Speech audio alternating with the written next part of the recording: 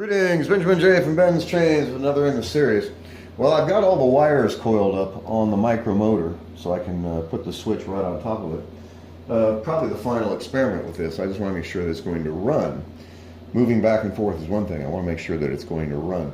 Anyway, so as far as I know, this is the first time a micro motor has ever actually run backwards. And you have, of course, a selector, forward or reverse. So let's see how this goes. I've got it on the rail. Not sure what direction it's going yet.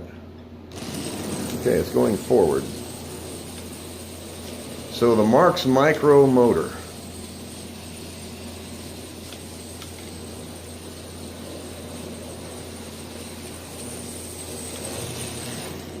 Alright, so flip the switch and it runs the opposite direction. So obviously it works.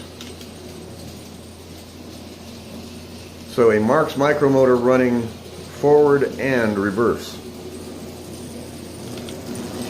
Like I said, I don't know if this has ever been done before. I have never seen a micromotor run backwards. So it's an interesting experiment that worked.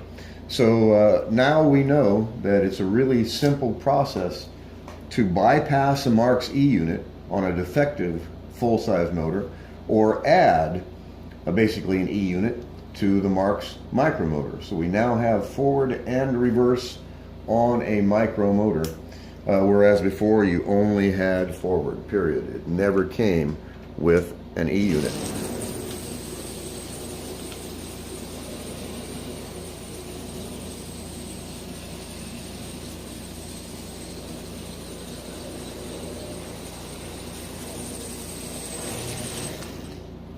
So no doubt, it works.